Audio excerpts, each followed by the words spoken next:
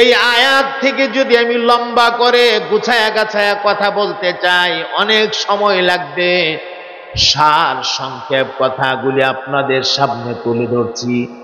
কোরআনের মুআল্লিম, কোরআনের একজন ওস্তাদের দাম কত, বিষয়টা বোঝার জন্য আপনাদেরকে প্রথমে কিছু কথা শোনা লাগবে। আল্লাহর পয়গম্বর সুলাইমান আলাইহিস সালাতু ওয়াস সালাম আস্তা পৃথিবীর বাদশাহ, গোটা দুনিয়ার বাদশাহ, আর গোটা দুনিয়াটাকে দেখাশোনা করার জন্য আমার আল্লাহ ওনাকে একটা বিমান দান করেছিলেন, যেই বিমানটার নাম তখতে সুলাইমানি, যেই বিমানটা লম্বা ছিল ২৭ মাইল, কোন কোন বর্ণনায় আসছে ২৭.৫ মাইল। সুবহানাল্লাহ পড়েন।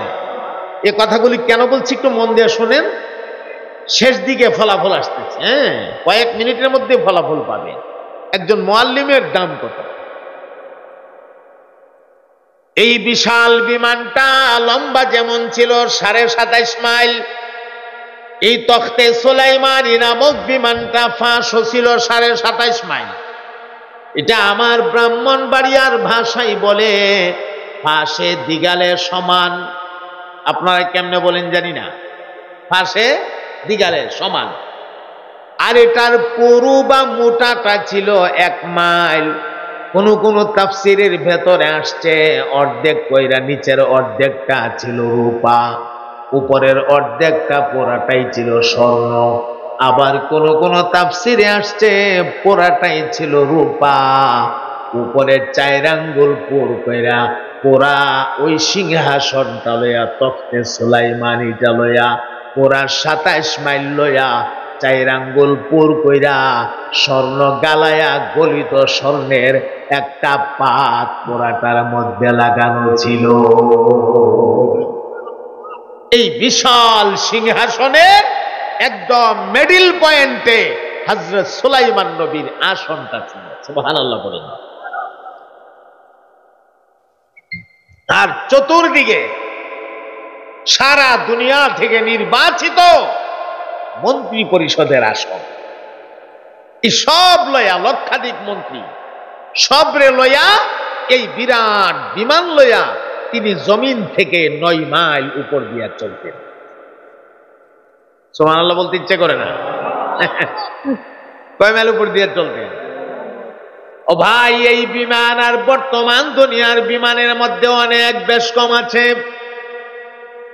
বর্তমান দুনিয়ার বিমান, এই বিমানটা ফয়েল ছাড়া চলে না, উন্নত মানের তেল লাগে। তেল ছাড়া বিমান চলে না, চলার কথা না। যেখানে তেল শেষ বিমান সেখানে অচল। কথা বলেন ঠিক কিনা? লেকিন পয়গম্বরের এত বড় বিশাল বিমান, এই বিমান চলার জন্য আলাদা কোনো তেল মোবিলের প্রয়োজন ছিল না। এটা বাতাসের সাহায্যে চলে। ২ নাম্বার একটা বৈশিষ্ট্য শোনেন, বর্তমান দুনিয়ার বিমান, এই বিমানটাকে পরিচালনা করার জন্য, চালিয়ে নেওয়ার জন্য এক একটা বিমানের মধ্যে ২ জন করে পাইলট থাকে। আমার ভাই, ২ জন পাইলট এর জন্য রাখা হয়, আল্লাহ না করুন বিমানটা আকাশে ফ্লাই করার পরে কোনো একজন পাইলটের কোনো অসুবিধা হয়ে গেল, যেন বিমানটাকে কন্ট্রোল করতে পারে, এই কারণে এক্সট্রা আরেকজন পাইলট রাখা হয়। পাইলট থাকে ২ জন, লেকিন পয়গম্বরের বিমানকে পরিচালনা করার জন্য আলাদা কোনো পাইলটের প্রয়োজন ছিল না। বর্তমান দুনিয়ার বিমান,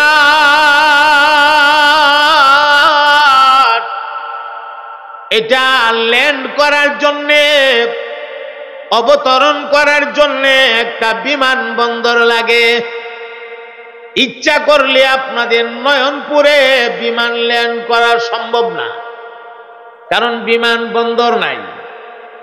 যেখানে সেখানে বিমান অবতরণ করা যায় না। কিন্তু আল্লাহর পয়গম্বরের বিমান, এত বড় বিশাল বিমানটা ইচ্ছা করলে পাহাড়ের টিলার মধ্যে লামায়া দিতে পারত, ইচ্ছা করলে মরুভূমির বালির উপরে লামায়া দিতে পারত, ইচ্ছা করলে ওই বিশাল বিমানটাকে আল্লাহর পয়গম্বর দরিয়ার পানির উপরে লামায়া দিতে পারত। এটা পানির ভেতরে ডুবতেন না। এই বিশাল বিমান নিয়ে তিনি জমিন থেকে কয় মাইল উপরে চলতেন? এই তো মনে আছে মাশাআল্লাহ, 9 মাইল উপর দিয়ে। তো একদিন চলতেছে, সে অনেক কথা, 3টা ঘটনা ঘটছিল। আমি একটা কথা আপনাদেরকে শুধু শোনাইতেছি। মুআল্লিম, একজন মুআল্লিমের কদর বুঝবার জন্য সরাসরি কোরআন শরীফ থেকে একটা ঘটনা টান দিয়ে আনছে। উনি চলার পথে পাখিগুলো এইভাবে ডানা মিলায়া মিলায়া ওনার মাথার উপরে ছায়া দিয়া রাখতো, যেন সূর্যের আলো ওনার মাথার মধ্যে না লাগে। কেমন সম্মান হলে পাখিরা ছায়া দিয়া রাখে, চিন্তা করছেন বিষয়টা? তো হঠাৎ একদিন তাকায় দেখে একটা ছিদ্র দেখা যায়। ছিদ্র কেন? তার মানে একটা পাখি নাই। তাহলে কোন পাখিটা নাই? কোরআন শরীফ বলছেন হুদহুদ নামের পাখিটা নাই। বলুন কোন পাখিটা নাই? وَتَفَقَّدَ الطَّيْرَ فَقَالَ مَا لِيَ لَا أَرَى الْهُدْهُدَ أَمْ كَانَ مِنَ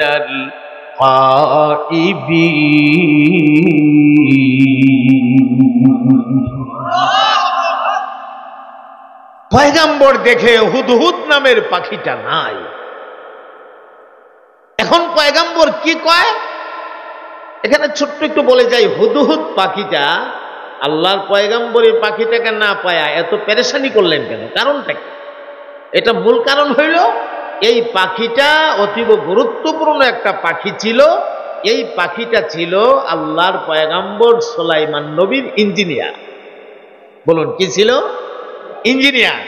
এত বড় ইঞ্জিনিয়ার, তার ছোট্ট 2টা ঠোঁট মাটিতে লাগানি মাত্র সে বলি দিতে পারত হাজার হাজার মন, হাজার হাজার টন মাটির নিচে আল্লাহ পাক কোন সম্পদ রেখে দিয়েছে, এই তথ্য সে জানাই দিতে পারত।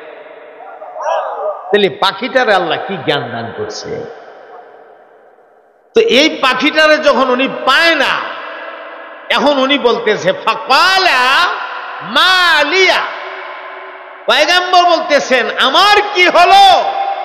লা আরাল হুদহুদা, হুদহুদকে আমি দেখতেছি না। প্রথমে কিন্তু তীরটা নিজের দিকে মারছে, খেয়াল করেন। আমার কি হলো? কারণ এত বড় বাদশাহ, যিনি পাখিদেরও বাদশাহ, যিনি জিন্নাতদেরও বাদশাহ, শুধু মানুষের বাদশাহ না, আবার সারা দুনিয়ার বাদশাহ, ইচ্ছা করলে প্রথম থেকে তো ডাইরেক্ট বলতে পারতো হুদহুদের এত বড় সাহস, আমার কাছে না বলে কোথায় চলে গেল? পারতো না? এটা না বললা উনি বলতেছেন মালিয়া, আমার কি হলো? লা আরাল হুদহুদা, হুদহুদকে আমি দেখতেছি না। প্রথমে তীরটা কোন দিকে মারছে? নিজের দিকে। এরপরে গিয়া কর আম কানা মিনাল গায়বিন,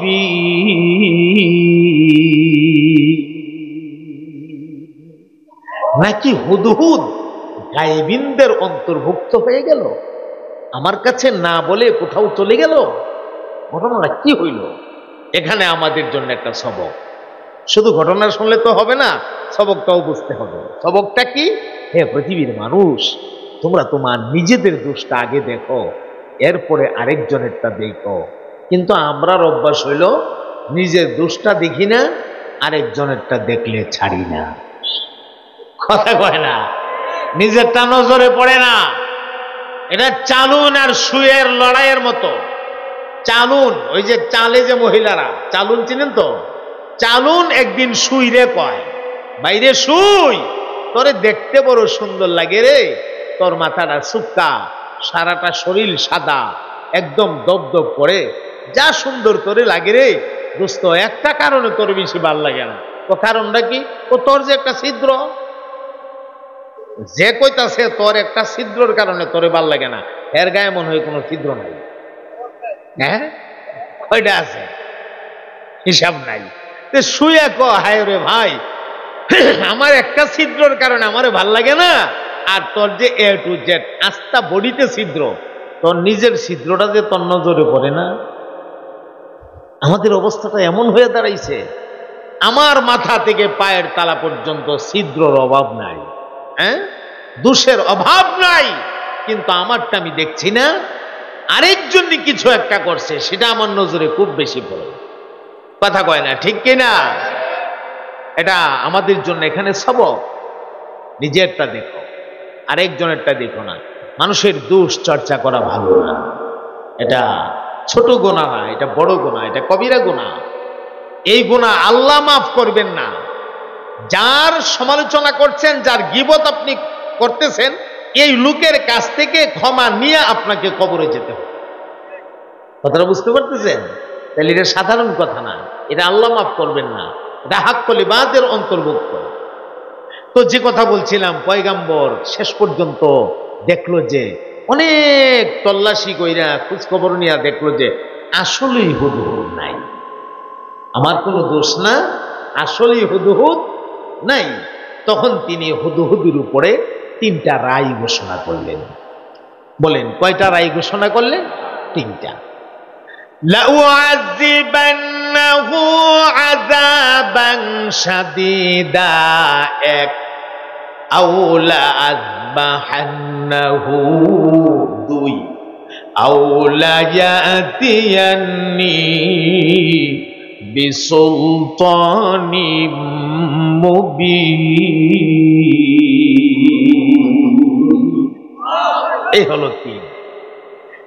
1 নাম্বার রায় ঘোষণা করলেন, হুদহুদ যখন আমার কাছে ফিরে আসবে, লাউআযিবান্নাহু আযাবান শাদীদা, আমি তাকে শক্ত আযাব দেব, শক্ত আযাব, কঠিন আযাব। এই কঠিন আযাবের ব্যাখ্যা তাফসীরের ভেতরে আসছে, তার ডানা ডোনা ঠ্যাং টং যা আছে সব আমি টান্না টান্না ছিঁড়ে ফেলবো, সব টান্না ছিঁড়ে ফেলবো। রাগে বলতেছেন, টান্না আমি সব ছিঁড়ে ফেলবো। খেয়াল করেন কথাগুলা। 2 নাম্বার, আউলা আযবাহান্নাহু,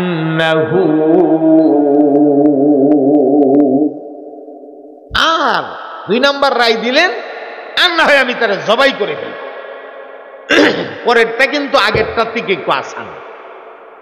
টাইনা ছিঁড়লে প্রাণটা বের হতে দেরি হবে, কষ্ট বেশি হবে। ডাইরেক্ট জবাই করে ফেললে প্রাণটা বের হবে দ্রুত, কষ্টটা কম হবে, একটু আসান। আর 3 নাম্বারটা, আউলায়াতিয়ান্নি বিসুলতানিম মুবিন। হুদহুদ যদি আমার কাছে উপস্থিত হয়ে অনুপস্থিত থাকার উপযুক্ত কোনো কারণ দাঁড় করাইতে পারে, উপযুক্ত কোনো দলিল বা প্রমাণ যদি পেশ করতে পারে, আল্লাহর পয়গাম্বর বলেন আমি তারে মাফ করে দেব। চিন্তা করছেন বিষয়টা? টাইনা ছিঁড়ে ফেলবো, জবাই করে ফেলবো, অনুপস্থিত থাকার উপযুক্ত প্রমাণ দিতে পারলে আমি মাফ করে দেব। এই যে মাফ করে দেওয়ার একটা অপশন, এই অপশনটা আপনি সাথে রাখতে হবে আপনার কঠোর সিদ্ধান্তর সাথে। কথাটা বুঝতে পারতেছেন? ক্ষমা করে দেওয়া এটা কার গুণ? বলেন না কেন কার গুণ? এটা আল্লাহ পাকের গুণ, ক্ষমা করে দেওয়া। আল্লাহ পবিত্র কোরআন শরীফে বিভিন্ন জায়গায় আমাদেরকে বিভিন্ন ভাবে বলছে। কোন জায়গায় বলছেন আযাবুন আলীম, কোন জায়গায় বলছেন আযাবুন আযীম, কোন জায়গায় বলছেন আযাবুম মুহিন। বিভিন্ন কায়দায় আল্লাহ আমাদেরকে আযাবের ভয় দেখাইছে। আবার আরেক জায়গা দিয়া কো বান্দা মাফ চা, আমি তোর মাফ করে দিলাম। সুবহানাল্লাহ কোন না? তাহলে মাফ করে দেওয়া এটা কার গুণ ভাই? আল্লাহর গুণ। আল্লাহর পয়গম্বর সুলাইমান নবী রায় ঘোষণা শেষ করার সাথে সাথে লক্ষ্য করে দেখে ডানা বাইরাইয়া হুদহুদ আসতেছে। সুবহানাল্লাহ বলেন। ফামাকাসা গায়রা বাঈদিন ফাকালা আহাততু বিমা লাম তুহিত বিহি ওয়াজিতুকা মিন সাবাইম বিনাবাইন ইয়াকিন। হুদহুদ ডানা বাইরে আয়েশা হাজির হয়েও দেখে, বাপরে বাপ, যেই চেহারা দেখা যা, পয়গম্বর যেই রাগ করছে, উপায় নাই। তো হুদহুদ ইঞ্জিনিয়ার তো, হ্যাঁ, খুব কায়দা করে এসে বলতেছে, আল্লাহর পয়গম্বর, আমার উপরে আপনি রাগ করবেন না, আমি এই মুহূর্তে সাবা শহর থেকে আসছি, আর আমি আপনার জন্য আহাত্তু বিমা লাম তুহিত বিহি, এমন একটা সংবাদ সংগ্রহ করে নিয়ে আসছি, যেই সংবাদটা আমি না বলা পর্যন্ত আপনি জানেন না। কথাটা কিন্তু খুব ফেসায়া ঘুরাইয়া কায়দা করে বলছে, আমি না বলা পর্যন্ত আপনি জানেন না। আচ্ছা এখন বলেন তো, জ্ঞানী লোকের কাজ কি? আগে বিচার করে লাও নাকি আগে খবরটা শুনে লাও? আগে খবরটা শুনে লাও। সুবহানাল্লাহ। পয়গম্বরকে বুঝছি রে, বাপ দর্শস, হ্যাঁ, এমন কি খবর রে আমি জানি না? আমার আল্লাহ সারা দুনিয়ার রাজত্ব দান করছে, আমি জানি না, কি খবর? বলবো? হ্যাঁ বল, তাড়াতাড়ি বল। এমনি হুদহুদ ডাক দিয়া বলে, হুজুর, আমি সাবা শহর থেকে আসছি, সেখানে আমি একটা মহিলা পেয়েছি। মহিলা, তাফসীরের ভেতরে এই মহিলাটার নাম আসছে রানী বিলকিস অথবা বিলকিস রানী, যেভাবেই বলেন। আল্লাহর পয়গম্বর কয়, মহিলা পাইছ, আমার কি হইছে? কয় হুজুর আরো কথা আছে। ওয়ালাহা আরশুন আযীম, আপনার যেমন একটা বিরাট সিংহাসন আছে, ওই মহিলারও, এই রানীরও একটা সিংহাসন আছে। পয়গম্বর কো থাক না, এই মহিলা হয়তো ওই এলাকার ধনাঢ্য ব্যক্তি, প্রয়োজনে স্বর্ণ দিয়ে চেয়ার বানায় বসবে, আমার তো কোনো আসে যায় না, আমার তো কোনো অসুবিধা হওয়ার কথা না, থাক না। কয় হুজুর আরো কথা আছে, জলদি কর। সেখানে আমি একটা কওম পেয়েছি, একটা সম্প্রদায় পেয়েছি, একটা জাতি পেয়েছি, ইয়াসজুদুনা লিশ-শামসি মিন দুনিল্লাহ, যেই জাতিটা আল্লাহকে বাদ দিয়া সূর্যকে সিজদা দেয়, সূর্যের পূজা করে, চিৎকার দিয়া বলেন না নাউযুবিল্লাহ। এ নয়নপুরের ভাইরা আমার, আপনাদের কাছে জানতে চাই গো, ইমানে আওয়াজে জবাব দেবেন আপনারা। ইমানের আওয়াজে মানুষের সেজদা পাওয়ার একমাত্র মালিককে। দিল থেকে বলছেন কথাটা? একমাত্র মালিক আল্লাহ। আল্লাহ ছাড়া দুনিয়ার অন্য কোন শক্তির কাছে মানুষ কোনোদিন মাথা নত করতে পারবে না। কথা বলুন ঠিক কিনা? এটাই মুসলমানদের আকীদার বিশ্বাস। আমরা আল্লাহ ছাড়া দুনিয়ার অন্য কোন শক্তির কাছে মাথা নত করতে পারি না, এটা আমরা আল্লাহ নিষেধ করেছে। আমরা একমাত্র মাথা নত করব কার কাছে? আল্লাহর কাছে।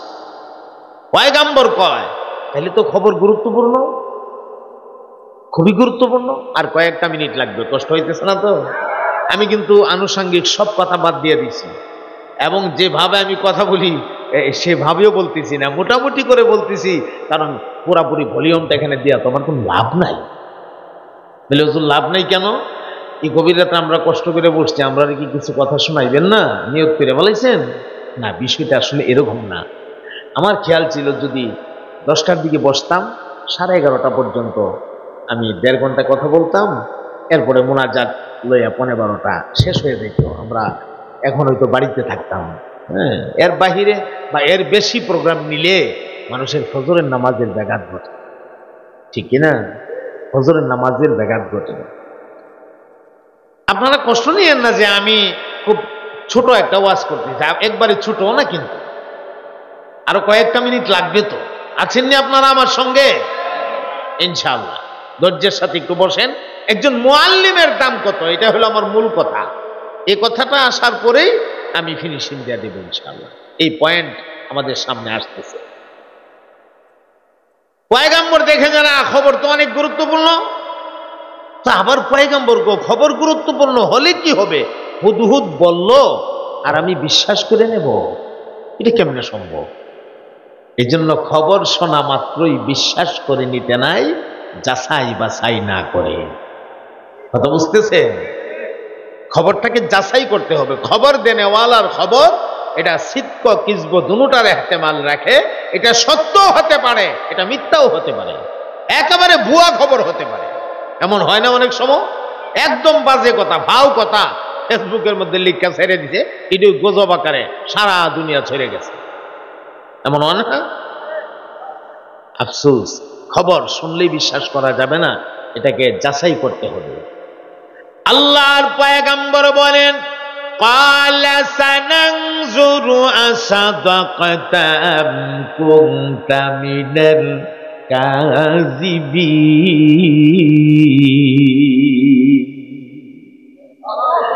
পয়গম্বর ডাক দিয়া বলে, রে হুদহুদ, তুমি বললা আর আমি বিশ্বাস করে নেব এমন না বিষয়টা।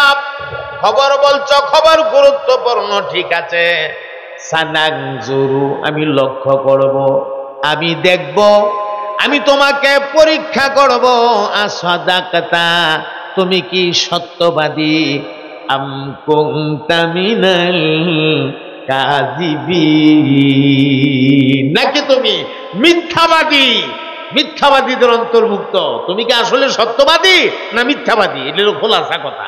আমি তোমারে পরীক্ষা করব। কেমনে পরীক্ষা করব? আমি একটা চিঠি তোমাকে দেব, আমার হাতের লেখা চিঠি খানা নিয়ে যাইবা রানী বিলকিসের কাছে। আর এই চিঠিখানা রানীর কাছে দেওয়ার পরে রানী চিঠিটা পয়রা কোন ধরনের মন্তব্য করে নিজের কানে শুননা, তারপরে আয়েশা আমারে জানাইবা। সুবহানাল্লাহ বলেন। কোনো ফাঁক নাই, চিঠি নিয়ে দিয়া চলে আসবা এমন না। তাহলে তো চিঠি লয়ে গিয়া কোনো জায়গা ফালাইয়া দিয়া জি হুজুর দিয়েছি, হইতে পারে না। যাইবা চিঠি দিবা, রানী চিঠি পয়রা কি মন্তব্য করে সেটা শুনবা, আমার আয়েশা জানাইবা। ঠিক আছে হুজুর। পয়গম্বর চিঠি লিখছে, হুদহুদ চিঠিখানা ঠোঁটের আগাই লইয়া ডানা বাইরিতে বাইরিতে বাইরিতে বাইরিতে যাইতেছে। আবার সাবা গিয়া দেখে রানী একটা মিটিং এ বসছে, গুরুত্বপূর্ণ এক মাজমা। কথা বললেন, গুরুত্বপূর্ণ এক মাজমা চলতেছে। এই গুরুত্বপূর্ণ মাজমা একদম মাঝখানে গিয়া বরাবর আস্তে করে চিঠিটা রানীর বরাবর ছেড়ে দিচ্ছে।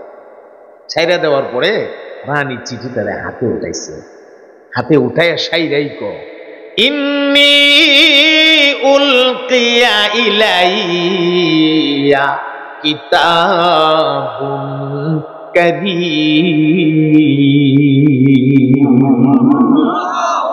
হে সাথীরা, আমি একটা সম্মানিত চিঠি হস্তগত হয়েছে। কি চিঠি? প্রথমেই কিন্তু বলতেছে আমি একটা সম্মানিত চিঠি হস্তগত হয়েছি। সাথীরা ডাক দিয়া বললেন, হে রানী, এই সম্মানিত চিঠি কোত্থেকে আসছে, কার কাছ থেকে আসছে? এমনি রানী ডাক দিয়া কয়, ইন্নাহু মিন সুলাইমানা ওয়া ইন্নাহু বিসমিল্লাহির রহমানির রহিম। রানী বলে, এই চিঠি সারা দুনিয়ার বাদশাহ সুলাইমানের পক্ষ থেকে আসছে আর চিঠির হেডলাইনের মধ্যে লেখা বিসমিল্লাহির রহমানির রহিম, শুরু করলাম আল্লাহর নামে, রহমানের নামে, রহিমের নামে। ওরা সেজদা দেয় সূর্যকে, এদের সামনে আল্লাহর নাম, রহমানের নাম, রহিমের নাম। এই হেডলাইন হইলেই তো রানীর গুসা উঠার কথা, রাগ উঠার কথা। রাগ উঠে না, রানী ঠান্ডা মাথায় 2 নাম্বার লাইনটা পড়তাছে। 2 নাম্বার লাইনে কি লেখা? আল্লাহ তাআলু আলাইয়া ওয়া আতুনি মুসলিমিন। হে রানী, আমার হাতের চিঠি পাওয়ার পরে খবরদার কোন রকমের টাল বাহানা করো না, কোন রকমের গরিমসি করো না। তোমার দল বল লস্কর যা আছে সব লইয়া আমার কাছে আইসা তুমি সারান্ডার করবা। সুবহানাল্লাহ বলবেন না? এখন রানী এই চিঠি ফইরা সেইরা সাথীরারে কয়, আফতুনি ফি আমরি, আমার এই কাজে তোমরা আমাকে একটু পরামর্শ দাও, আমি কি করতে পারি। সুলাইমান তোমরা ডাইরেক্ট অর্ডার করছে তোমরা সবাইরে লয়ে গিয়া তার কাছে সারান্ডার করার জন্য, তো সুতরাং তোমরা আমার একটু পরামর্শ দাও, আমি কি করতে পারি। তখন সাথীরা খুব গরম হয়ে গেছে, নাহানু উলু কুওয়াতিন ওয়া উলু বাসিন শাদীদ। এই জায়গাটা আমি আমার ভাষায় আপনাদেরকে বুঝাই। আমি মাঝে মাঝে বলে থাকি, কোনো কোনো সময় নেতার থেকে সাইমসা বেশি গরম থাকে, কথা কয় না, ঠিক না? নেতা কথা বলার সময় মাইপা দুইটা চিন্তা ভাবনা করে হিসাব করে কথা কয়, কিন্তু সাইমসা যেটা এটা শ্বাসটলো কুইনা কুইনি লাগে নাক ফাটাইলা এরপর দাঁত ফালাই দে, শ্বাসটলো লেগে যায়, কথা কয় না, ঠিক কিনা? এরাও এমন একটা ভাব দেখাইছে আমরা শক্তিশালী একটা দল, আপনি ভয় পাওয়ার কোনো কারণ নাই। সুলাইমান বাহিনীর সাথে যুদ্ধের ঘোষণা দেন, আমরা লড়াই করব, বিজয় চিনিয়ে নিয়ে আসবো। রানী কয়, থামেন থামেন, এত বড় লড়া মাইরেন না, আমার কথাটা শোনেন। আমি যেমন কি এমনি, আপনার পথে আটলে আমার উপায় নাই, আমার ভোটটা একটু শোনেন, আমি কেমনে কই। বলে কেমনে? আমি সুলাইমানের কাছে 2টা স্বর্ণের ইট হাদিয়া পাঠাবো। এই 2টা স্বর্ণের ইট যদি সুলাইমান গ্রহণ করে ফেলে তাহলে সুলাইমান লোভী, তার ভিতরে লোভ আছে, আর যদি গ্রহণ না করে তাহলে সুলাইমান নবী। সুবহানাল্লাহ বলেন।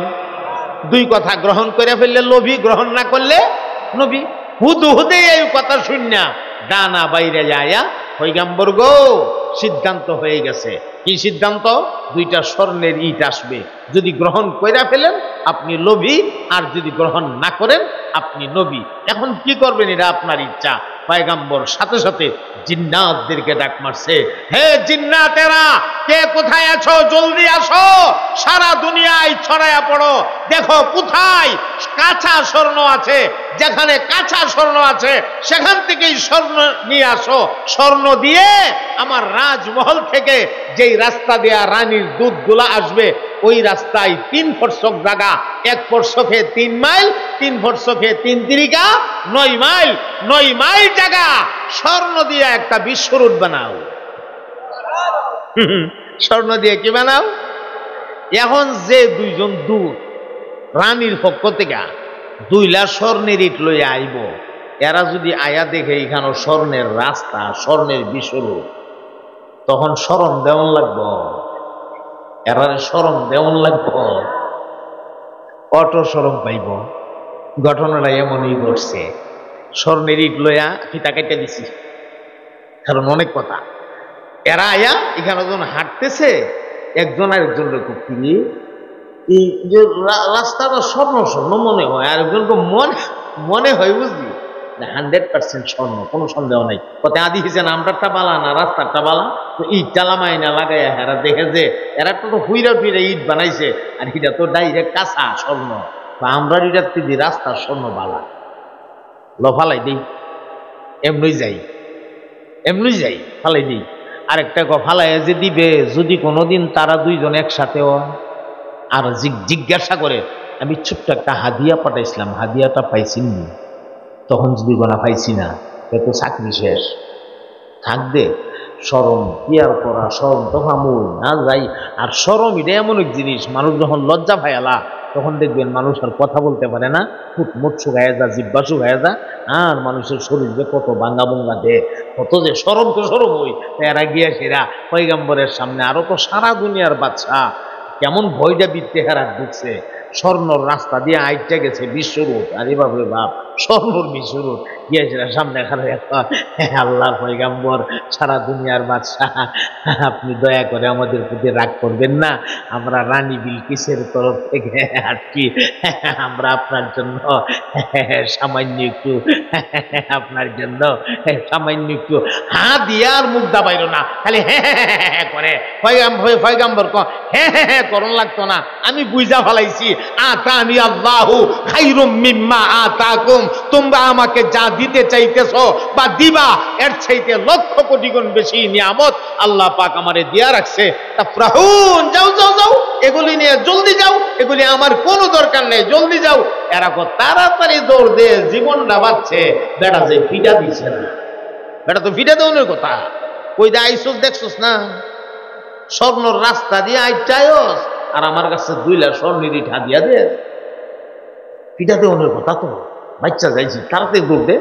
এটা রানীর কাছে গিয়া পাগল হয়ে গেছে না, গিয়া গো রানী, রানী গো, আমরা রে কোন দেশ ফাটাইলেন গো, ও রানী গো। বলে কিতা হইছে রে?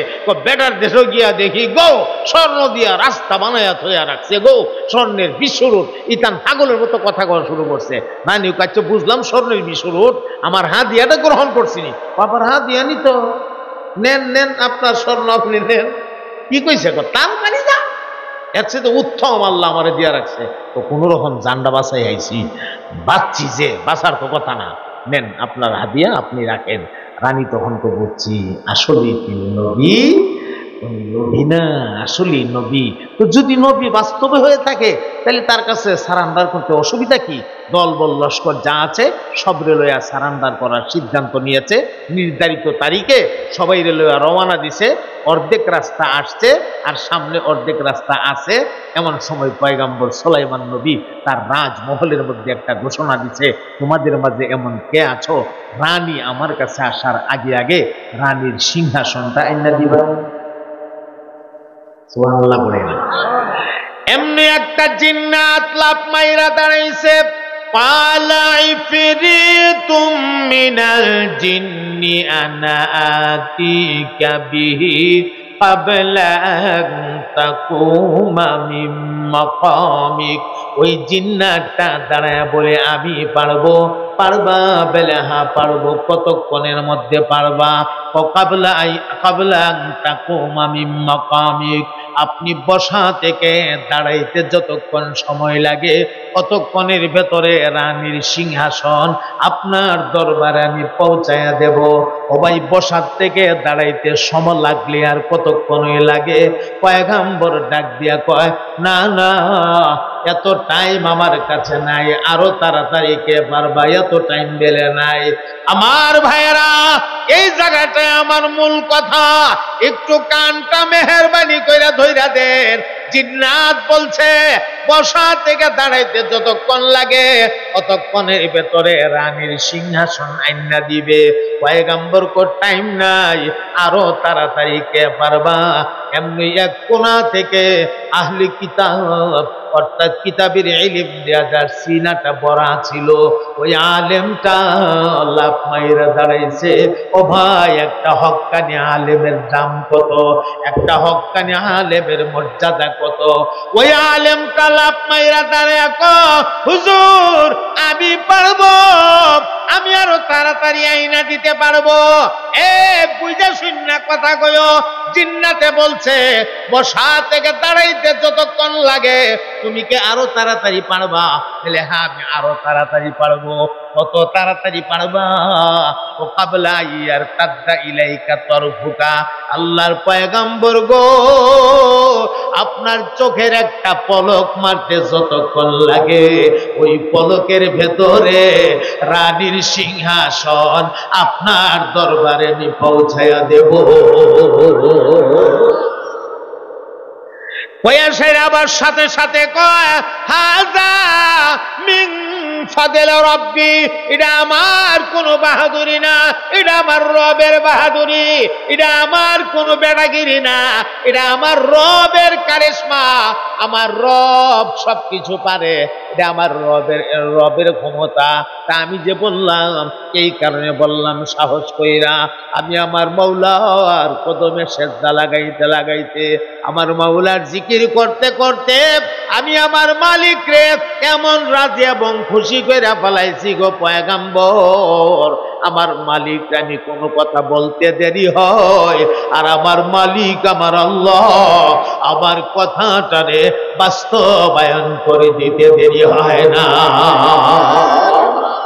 এজন্য আমার মুহতারাম ভাই, একজন হক্কানি আলেম, মুহাক্কিক আলেম, বুজুর্গ একজন আলেম, আল্লাহ ওয়ালা যদি হয়ে যা, তাল্লুক মাল্লা যদি হয়ে যা, এই আলেম তার সম্পর্কে আল্লাহ নিজে পবিত্র কোরআনে ইরশাদ কইরা দিয়েছে, ইন্নামা ইয়াখশাল্লাহা মিন ইবাদিহিল উলামা। পৃথিবীতে একমাত্র উলামারাই আমি আল্লাহর সবচেয়ে বেশি ভয় করে। উলামাদের কথা নাম ধরে আল্লাহ বলেন যে তারা আমার সবচেয়ে বেশি ভয় করে, তারা আমার কাছের, আমি তাদের কাছের। তারা যখন কোনো কথা আমারে কয়, আমি আল্লাহ ফিরাইয়া দিতে পারি না। আর জোরে কন্যা সুবহানাল্লাহ। তাইলে বলেন মাদ্রাসায় পইরা আলেম হইলে দাম আছে না নাই? এখানে যদি সব বলতে চাই, কেমনে সিংহাসন আনলো, এরপরে আইনা কি করলো, রানী আসার পরে কি হইল, দুইজনের মধ্যে বিয়া শাদী হইল কি হইল না, এটা সব যদি বলতে যাই অনেক লম্বা সময়ের দরকার। কথা ফিনিশিং দিয়া দিতেছি, দোয়া না করে উঠবেন না। হক্কানি আলেমের এত দাম, হক্কানি একজন আলেমের তালিমের বদলা দুনিয়ার কেউ দিতে পারবে না। তার তালিমের বদলা দেবেন সরাসরি আমার আল্লাহ। বদলা কে দিবে ভাই? আল্লাহ। তো সম্মানিত হাজিরিন, আপনাদেরকে এ পর্যন্ত যে কয়টা কথা শুনাইলাম, আমার ইচ্ছা ছিল 12টার ভিতরে শেষ করব, কিন্তু কথাটা ফিনিশিং দিতে গিয়া 12:15 হয়ে গেল। কষ্ট হয়েছে না তো? মুখতাসার দোয়া দেবো ইনশাআল্লাহ। মাদ্রাসাটা দিন দিন উন্নতি হোক, অগ্রগতি হোক, সামনের দিকে এগিয়ে যাক। আমরা চাই কিনা? চাই না? সবাই চাই না? মাশাআল্লাহ। মাদ্রাসাটার দিকে আমরা খেয়াল রাখবো।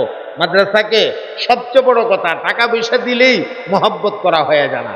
সবচেয়ে বড় কথা হইল মাদ্রাসার সাথে মহব্বত রাখতে হবে, মাদ্রাসার সাথে সম্পর্ক রাখতে হবে, মাদ্রাসার ছাত্রদেরকে ভালোবাসতে হবে, উস্তাদদেরকে ভালোবাসতে হবে। মাদ্রাসা ইন্তেজামিয়া কমিটি যারা আছে, যারা মাদ্রাসা মসজিদ পরিচালনা করে, তাদের সাথে তাআল্লুক ভালো রাখতে হবে।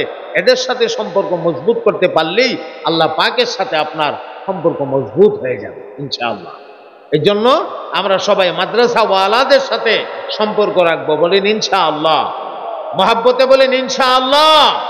আর প্রত্যেকে আমরা মাদ্রাসার দিকে যার যার দানের হাতটা বাড়াইয়া দেব। দোয়া তো এখন হয়ে যাবে, দোয়া করে ফেলবো।